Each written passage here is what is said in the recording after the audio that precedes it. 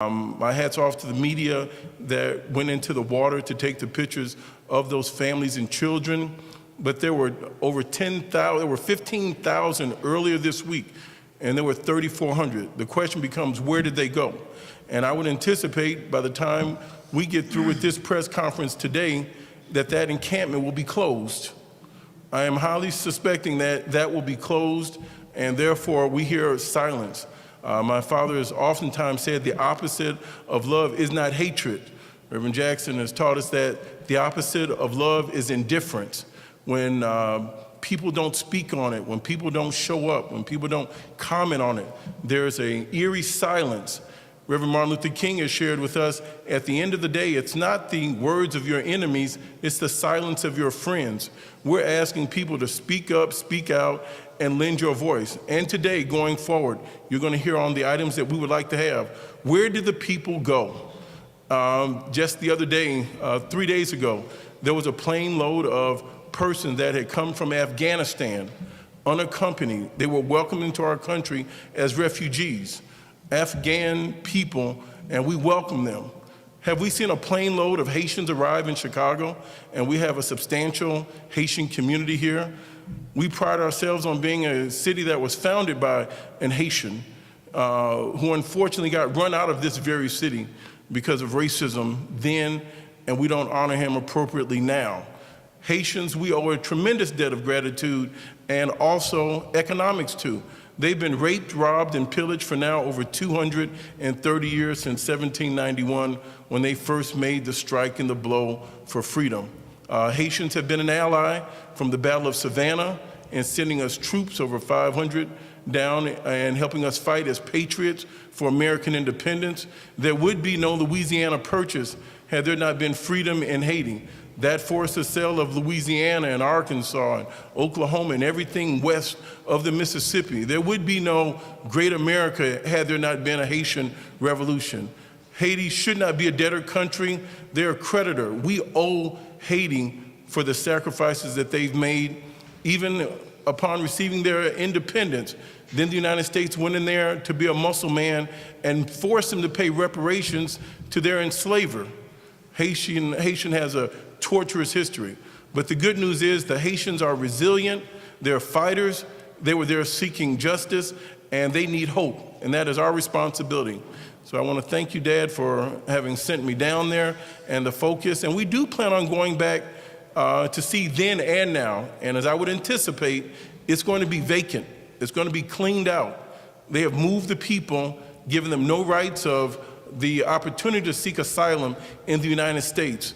They are still administering and focusing on the Steve Miller law of Title 42, using an extraordinary claim saying that because of COVID and other things, persons should be denied any entry and access.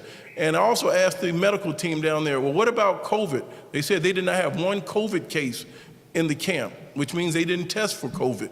So we're asking that you continue to keep the Haitians in your prayer and pray for those babies. And anytime you see a large crowd gathering, they say in the scriptures where Jesus fed 5,000, not including women and children is how the scriptures read. Any crowd person would tell you that's a 2-to-1 number. Women and children make up 2-to-1.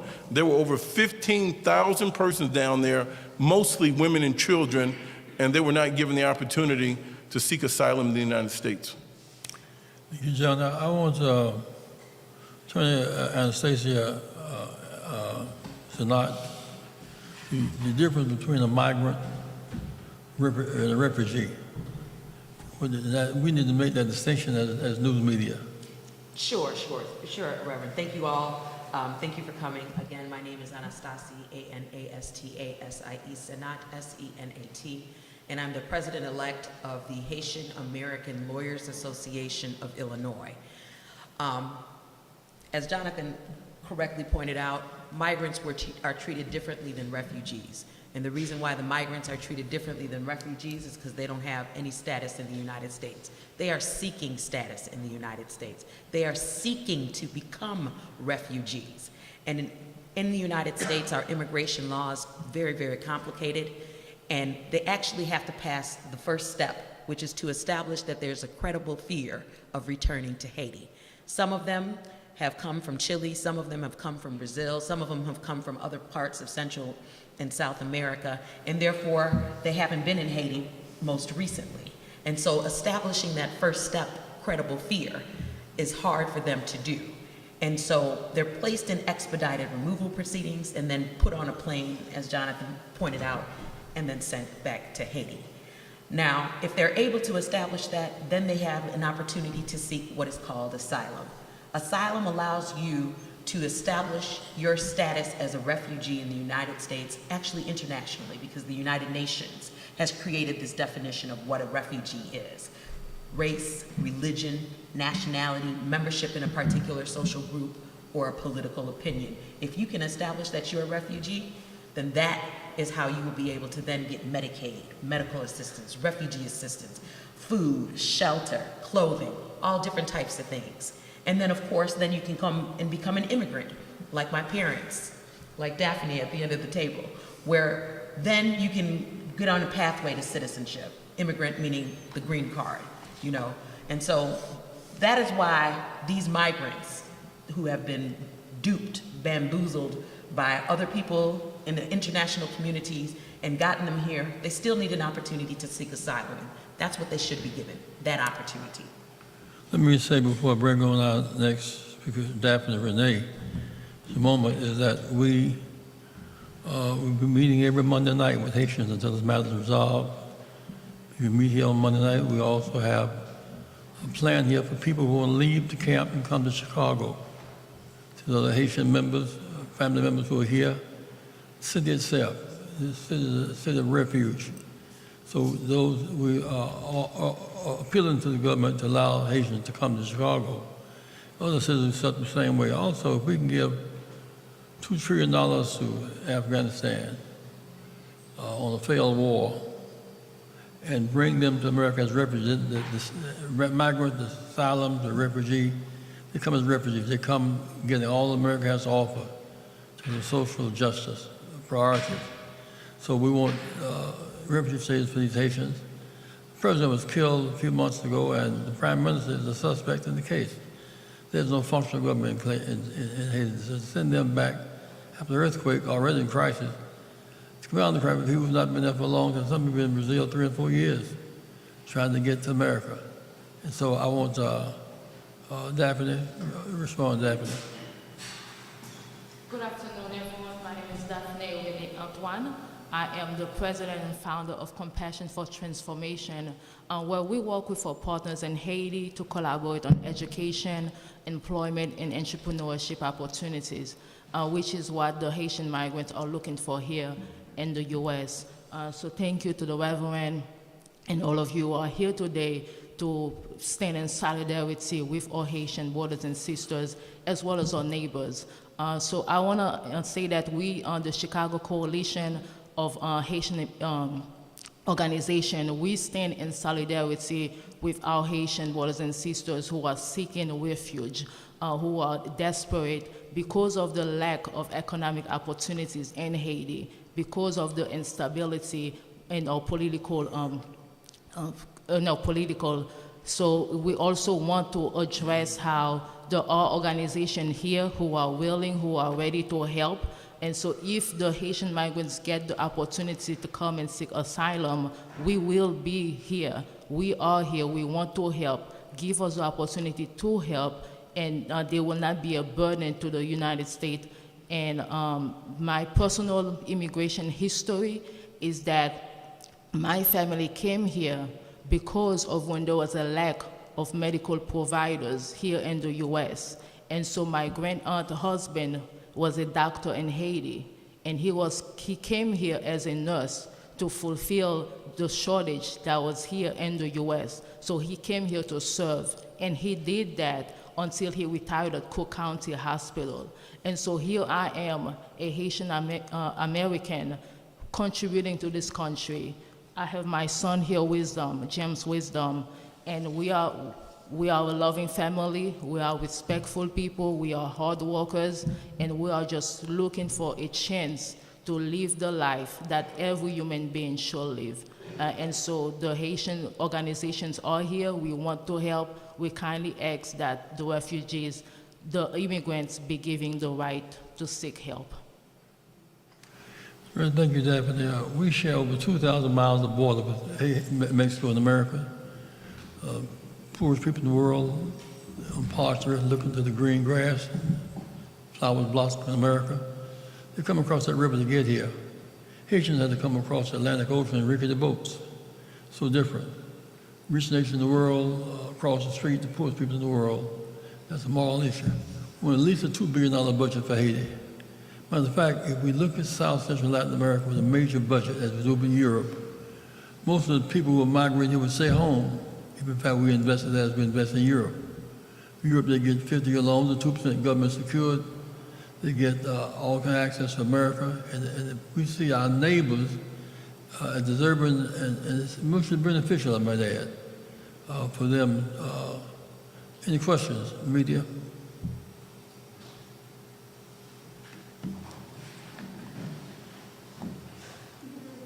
Full reporters are here.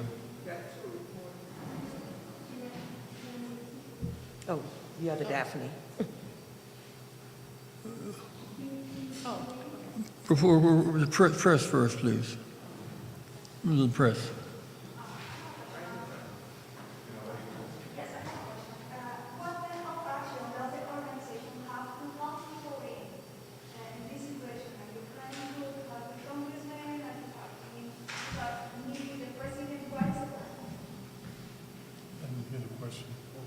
What is the call to action? What actions will Rainbow Push initiate? You're going to meet with Congress, going to meet with the president? What are we going to do? Is her question.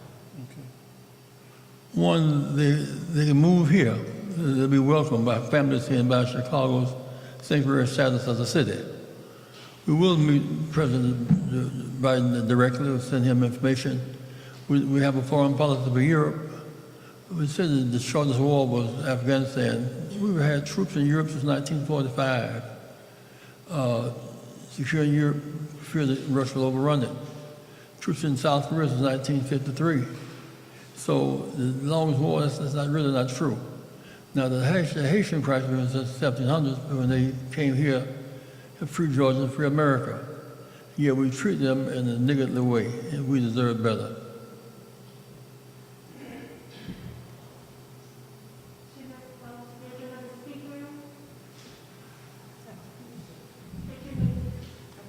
My name is Daphne Pierre Chameleon. I am the current president of the Haitian American Lawyers Association of Illinois. I'm here just to talk a little bit about what our call of action is, the people in the Haitian diaspora. We want the migrants, to be given the opportunity to be COVID tested as well as given the vaccine. It's been reported that we have millions of vaccines that are set to go to waste. The Haitian people are being deported into Haiti and not vaccinated. So we already have a country that has tremendous amount of problems right now, and we've already deported, it's been reported that we've deported over 1,400 people. Imagine deporting 1,400 people, and if they had COVID, and now that's been released into the Haitian country. The other thing that we're asking for is TPS to be expanded. TPS, temporary protected status, was granted to Haitians that were in the United States in May. It went into effect on August 3rd, 2021. We are asking that it be expanded to include the Haitians that are here currently that do not have status, to be given status, to be given TPS status at the time. Our third call of action is that we're asking local people to call on your local legislators and ask that there be a pathway to citizenship for the Haitian people. What is happening right now is deplorable, it's inhumane.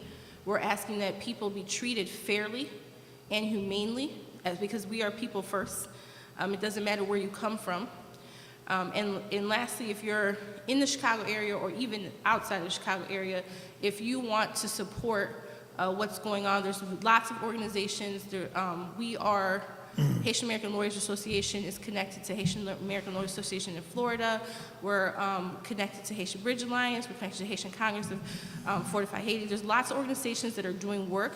If you would like to donate, you can zell us at at hala, HALA.Illinois@gmail, because all monies will be donated are going towards the effort.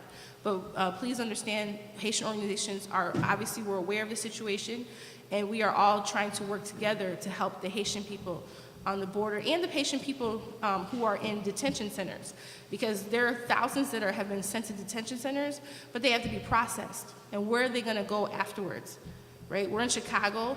We're getting ourselves, we are organized, and we are welcome, as Daphne Renee stated.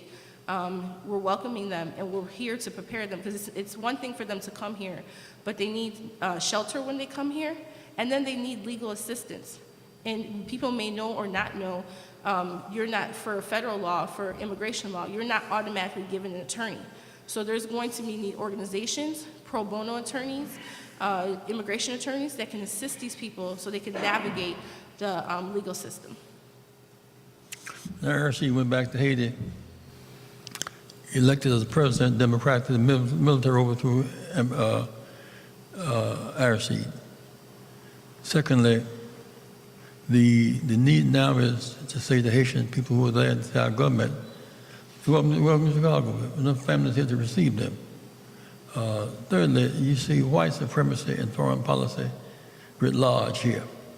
To have one group getting asylum, refugee status, signing up, while the others, without any human standards, sit back to it.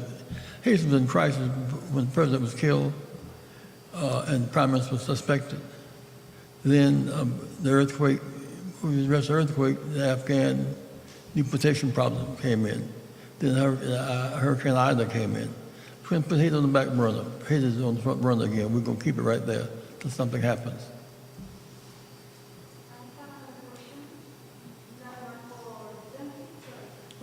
There's two Daphne. Daphne when the other one.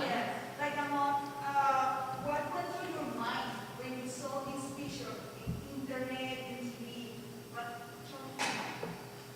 It was sad, just sad that because I'm from Haiti, I live there, and people are just seeking a refuge, just for the opportunity to be able to provide their families with what we all take here, I don't want to say for granted, but it's a giving for most of us here, just security, justice, be able to go to work. There's such a lack of work in Haiti. That is what people are looking for. We're not asking for charity. We just want to be able to live in a country where we are respected, where there's economic opportunities, where there's a justice system that people can live in. So it's sad because to go through this journey, of going from Brazil to all the way to Texas, it's a long journey that people can possibly die from, go to extreme violence, sexual violence, as well as taking all your resources, everything that you had, and then to arrive to the destination that you think that you're gonna finally have a level of life that you can provide to your family and be told you're not welcome here. That's sad. So thank you to you who are showing light onto this issue. Is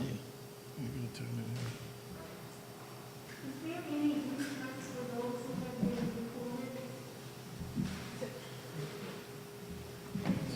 deported? I'm sorry, I didn't hear the question. Currently, the Haitian government is not able, I'm sorry. The Haitian government hasn't been able to really provide a lot of resources to the individuals who have actually been deported to Haiti. The United States government, from what I understand, has given them $100 and then let them on their way. So they had to find people in Haiti that were willing to house them or give them food and shelter. But the government is not, as you know, is not ready to take back their own people right now. I think you had a question in the back. Yes, I'm a DE engineer, Lucian, from the Female Solution Law Talk Radio, host of this company. Considering the condition of Haiti and that our city was founded by Gustavo, whose mother was a black Haitian slave, what can the people do to get the city, get resolution from the city, the county, the state, calling on the president to give the Haitian migrants so they can become refugees and be given sanctuary and treated like the dreamers and the arriving people from Afghanistan? Well, let me go back real quick just to indicate that the Afghani refugees that came in, they were already given status before they put their foot on the floor. I'm sorry, I'm just trying to break it down. So the Haitian migrants, right, that were in Texas, they have no status. We want them to get status. So how do they get it? Right now, they've been caught by the Customs and Border Patrol, so they have to pass that two-step process. Now, if they come to Illinois, we're prepared to assist them with pro bono legal service and give them advice. There are already people in Texas already on the ground giving them information in Spanish, Creole, which is the language of the people, as well as, of course, English for those that do speak English. But honestly, it's education to the American people that is needed in order to stop what's going on. If the American people do not actually pick up the phone and lift their voices, things won't change. It really requires the American people to pick up the phone, lift your voice, and then things will start to change at the border. The last comment I would want to make on next steps is, first of all, we were alarmed by the pictures, the images that we saw, like you. It was a throwback to an era of very much American, very much Texan, of slavery, of Juneteenth, of pulling out a whip and a horse on a human being with just the clothes on their back and the little food that they had. And we see babies at risk trying to cross the water. They were simply looking for a helping hand, and they were met with a horse and a whip. We're asking for a national meeting amongst Haitian leadership here in Chicago. Some persons will come in person, some will come virtually with Haitian leadership. We'll have some direct action to follow with our allies and colleagues in Miami. We'll be working very closely with the National Action Network, with Reverend Sharpton and other ministers and coalition. We're going to reach out and build from there. We're proud to be in the state of Illinois, where our Attorney General is of Haitian ancestry. We're going to seek a meeting with him immediately to make sure that the doors are open for the state and the city to bring in those Haitian refugees, persons that were denied their rights to seek asylum in the United States.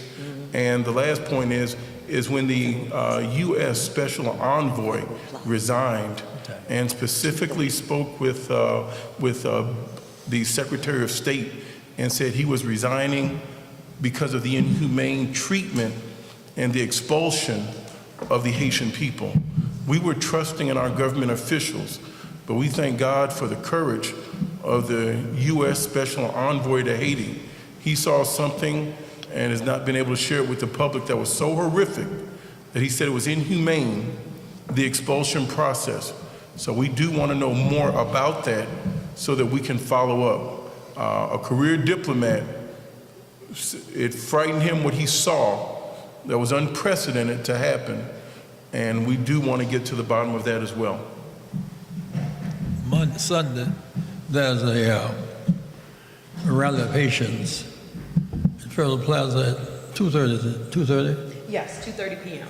2:30 rally, and also tomorrow, alumni of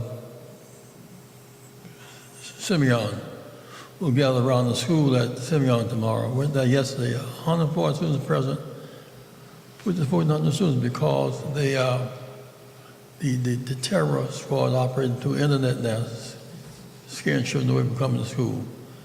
We'll talk later today with the mayor and the police chief about Simeon. As for Haiti, 2:30 on Sunday afternoon, and we'll be meeting here at Push Haitians on Monday night, 6 o'clock. Thank you very much. Thank you.